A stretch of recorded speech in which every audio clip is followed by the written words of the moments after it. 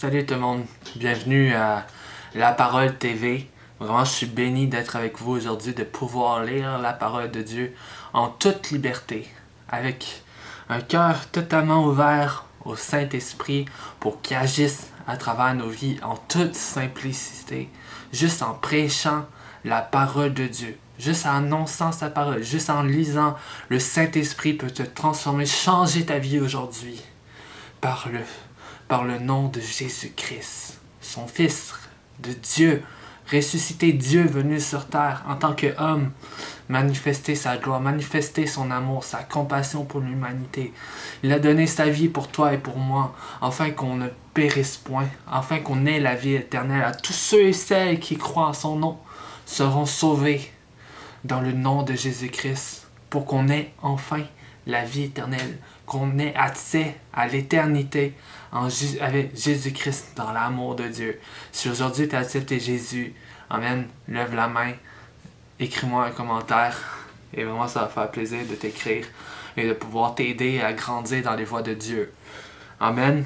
Fait qu'ici, à la parole.tv, on lit la parole de Dieu tout simplement, en toute simplicité. Et c'est vraiment facile parce qu'on aime ça lire la parole de Dieu, parce qu'on apprend sur lui. Fait qu'on va commencer dans Actes chapitre 13.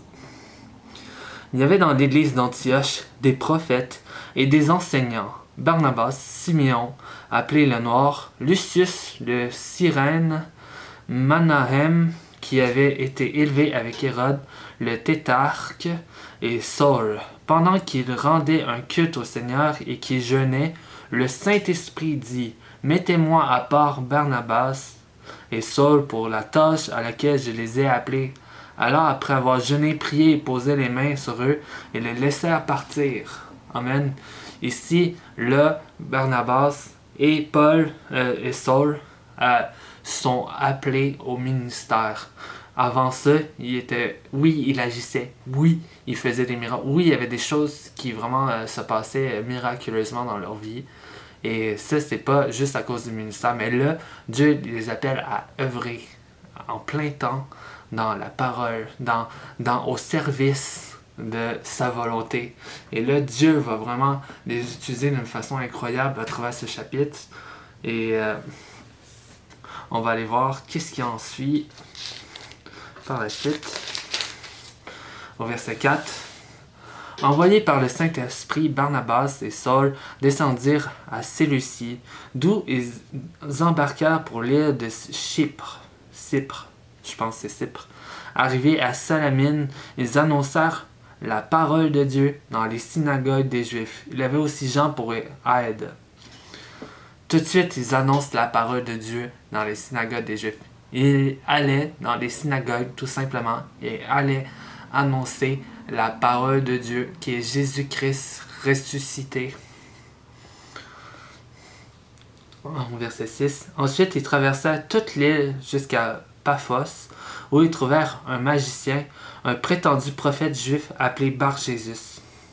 Il faisait partie de l'entourage du gouverneur Sergius Paulus, un homme intelligent. Ce dernier fit appel à Barnabas et Saul et exprimant le désir d'entendre la parole de Dieu. C'est un gouverneur. Là, ils sont appelés à aller voir un gouverneur. Mais Ilmas, le magicien, c'est en effet ce que signifie son nom, s'opposait à eux et cherchait à détourner le gouverneur de la foi. Alors Saul, appelé aussi Paul, rempli du Saint-Esprit, fixa les regards sur lui et dit, « Homme plein de toutes sortes de ruses et de méchanceté, fils du diable, ennemi de toute justice, ne vas-tu pas cesser de pervertir les voies droites du Seigneur? Maintenant, voici ce que la main du Seigneur est sur toi. Tu seras aveugle pour un temps, tu ne verras pas le soleil, l'obscurité et les ténèbres tomberont immédiatement sur lui. Et il tournait de tous côtés et cherchait quelqu'un pour le guider. Quand il vit ce qui était arrivé, le gouverneur crut, frappé qu'il était par l'enseignement du Seigneur. Il était frappé par l'enseignement que Paul et Barnabas apportaient. Ils ont apporté la parole de Dieu. Après ça, ils ont ils ont eu de l'opposition d'un faux magicien, d'un faux prétendu prophète qui était là et qui voulait détourner l'intention du gouverneur pour... mais là, Paul et Barnabas, ils étaient vraiment remplis de Dieu, de l'Esprit de Dieu. Et là, tu vois, bam! Là, Paul reçoit vraiment une parole de Dieu. C'est pas juste parce qu'il était fâché contre lui. C'était inspiré de Dieu. C'était une colère divine. Parce que oui, on peut se mettre en colère, mais pas d'une façon méchante, mais d'une façon juste.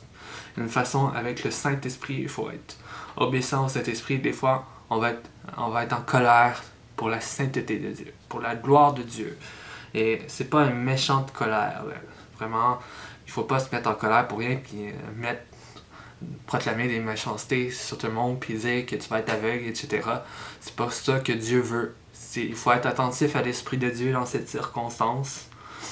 Et quand on est attentif à l'Esprit de Dieu, mais voilà, il l'a rendu aveugle pendant un certain nombre de jours. Et là, après, qu'est-ce qui s'est passé? C'est que mais là, le gouverneur a vu que on doit pas niaiser, on doit pas prendre ça à la rigolade avec Dieu.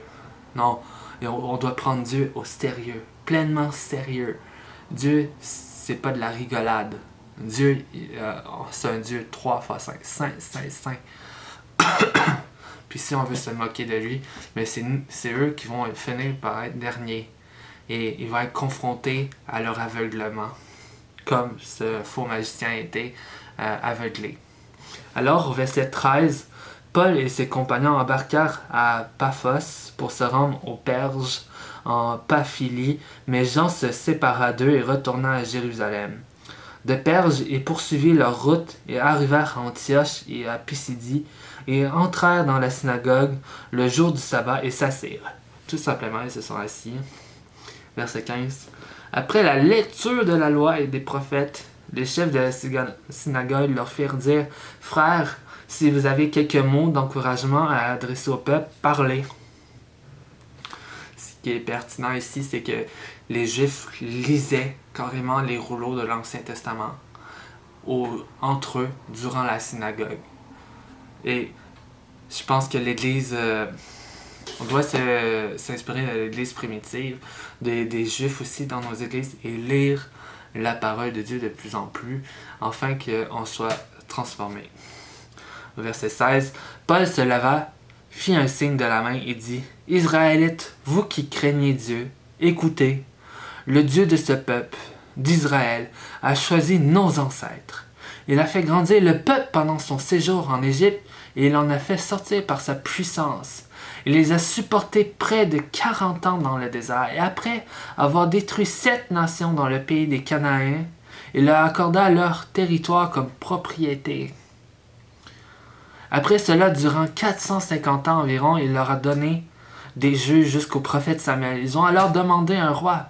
Dieu leur a donné pendant 40 ans Saul, fils de Kis, de la tribu de Benjamin. Puis il l'a rejeté et leur a donné pour roi David, auquel il a rendu ce témoignage. J'ai trouvé David, fils d'Ésaïe, un homme selon mon cœur qui accomplira toutes mes volontés. C'est la descendance de David que Dieu a conformément à sa promesse a emmené à Israël un sauveur qui est Jésus. Avant sa venue, Jean avait prêché le baptême et de repentance à tout le peuple d'Israël. Et lorsqu'il terminait sa course, Jean disait « Je ne suis pas celui que vous pensez, mais voici qui vient après moi, je ne suis pas digne de détacher ses sandales. » Mes frères descendants d'Abraham, et vous qui craignez Dieu, c'est à vous que cette parole de salut a été envoyée. En effet, les habitants de Jérusalem et leurs chefs n'ont pas reconnu qui était Jésus. Mais en le condamnant, ils ont accompli les paroles des prophéties qu'on lit chaque sabbat. Bien que n'ayant rien trouvé en lui qui mérite la mort, ils ont demandé à Pilate de le faire mourir, après avoir accompli tout ce qui est écrit à son sujet. Ils l'ont descendu de la croix. Ils l'ont déposé dans un tombeau. Mais Dieu l'a ressuscité. Dieu l'a ressuscité. Amen. Verset 31. Il a apparu pendant plusieurs jours à ceux qui étaient montés avec lui en Galilée. et à Jérusalem et qui sont maintenant ses témoins auprès du peuple. Et nous vous annonçons cette bonne nouvelle. La promesse faite à nos ancêtres, Dieu l'a accomplie pour nous, leurs descendants, en ressuscitant Jésus, conformément à ce qui est écrit dans les psaumes 2. Tu es mon fils, je t'ai engendré aujourd'hui. Il a ressuscité de telle sorte qu'il ne retournera pas à la décomposition. C'est ce qu'il a déclaré en disant « Je vous donnerai les grâces saintes et sûres promises à David. » C'est pourquoi il dit encore ailleurs « Tu ne permettras pas à ton sein que ton sein connaisse la décomposition. » Amen. Jésus ne connaissait pas la décomposition parce qu'il est ressuscité. Amen. Il a été glorifié. Son corps est maintenant dans son corps glorifié auprès de Dieu. Or, après avoir, dans sa propre génération, été au service de la volonté de Dieu, David est mort, a rejoint ses ancêtres et a connu la décomposition. En revanche, celui que Dieu a ressuscité ne l'a pas connu. Amen. Sachez-le donc, verset 38. Mes frères, c'est par lui que le pardon des péchés vous est annoncé. Et c'est par lui que toute personne qui croit est libérée de tous les fautes dont vous ne pouvez pas être libérés par la loi de Moïse. Vous ne pouvez pas être parfait par la loi, par ce qui est écrit. Vous ne pouvez pas être parfait en voulant dire « Je vais suivre la loi à 100%. Et je vais être parfait. » Non, c'est par Jésus-Christ. C'est parce que nous décidons de croire en lui que nous sommes considérés justes. Ce n'est pas par tous les efforts, parce que tu donnes des dons, parce que tu donnes aux orphelins, parce que tu agis à travers le peuple, tu es une bonne personne, peut-être. Peut-être tu te considères tellement bon que tu n'as pas besoin de Dieu. Mais aujourd'hui, tu as besoin de Dieu. Tu as besoin de Jésus. Ce n'est pas par la loi et ni les prophètes. C'est par Jésus-Christ que nous avons la vie éternelle. C'est tellement la vérité. Ici, là, nous avons tout ce qu'il faut. Tout ce qu'il faut pour prêcher l'évangile à des non-juifs et à des juifs. Ainsi, faites attention qu'il ne vous arrive pas ce qui est dit dans les prophètes. Regardez, vous qui êtes pleins de mépris, soyez étonnés et disparaissez, car je vais faire votre époque une œuvre que vous ne croirez pas si je vous la racontais. Une œuvre que vous ne croirez pas. Vous croirez pas, peut-être. C'est fou, genre, croire à Jésus-Christ. Mais Dieu, et c'est de la folie pour les hommes, pour ceux qui raisonnent, mais pour nous qui croyons, c'est la puissance de Dieu. Alors, lorsqu'ils sortirent de la synagogue des Juifs, les non-Juifs les invitèrent à parler du même sujet le sabbat suivant. Quand l'assemblée se dispersa, beaucoup de Juifs et de non-Juifs pieux convertis au judaïsme suivirent Paul et Barnabas qui s'entretinrent avec eux et les convainquirent de rester attachés à la grâce de Dieu. Verset 44. Le sabbat suivant, presque toute la ville se rassembla pour écouter la parole de Dieu. Quand ils virent cette foule, les Juifs furent remplis de jalousie. Ils s'opposaient à ce que disait Paul en le contredisant et en l'insultant. Paul et Barnabas leur dirent avec assurance, c'était à vous d'abord que la parole de Dieu avait été annoncée. Mais puisque vous le rejetez et que vous vous jugez vous-même indigne de la vie éternelle, nous vous tournons vers les non-juifs. En effet, tel est l'ordre que le Seigneur nous a donné. Je t'ai établi pour être la lumière des nations, pour rapporter le salut jusqu'aux extrémités de la terre, pour que tous sachent qui est Dieu en Jésus-Christ. Les non-juifs se réjouissaient en entendant cela. Ils célébraient la parole du Seigneur. Et tous ceux qui étaient destinés à la vie éternelle crurent. La parole du Seigneur se propageait dans tout le pays. Mais les Juifs excitèrent les femmes pieuses de la haute société et les personnalités de la ville et provoquèrent une persécution contre Paul et Barnabas et les chassèrent de leur territoire. Paul et Barnabas secouèrent contre eux la poussière de leurs pieds et allèrent à Iconium. Condisciples, ils étaient remplis de joie et du Saint-Esprit. Amen. Voilà ce qui est tout pour du chapitre 13 de Actes. Fait que ça fait vraiment un plaisir de lire avec vous la parole de Dieu.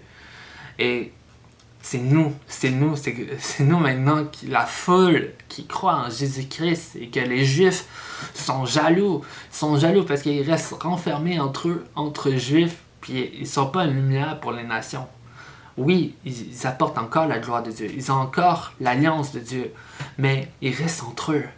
Tandis que nous nous répandons à travers les nations, à travers cette parole que vous écoutez et que d'autres vont écouter. Et ça, c'est vraiment une bénédiction de Dieu. Gloire à Dieu, vraiment. On est béni de pouvoir partager la parole de Dieu et de pouvoir la proclamer à tout le monde alentour de nous, en toute occasion, que ça soit favorable ou non. Amen. Alors, c'est tout pour aujourd'hui. J'espère que vous êtes vraiment richement bénis en Jésus-Christ. Si vous avez besoin de prière, demandez-moi-le. Si vous avez besoin de quoi que ce soit, vraiment, j'ai envie de prier pour vous. Fait que levez la main, aimez cette vidéo, partagez et vous êtes richement bénis dans le nom de Jésus-Christ. Amen.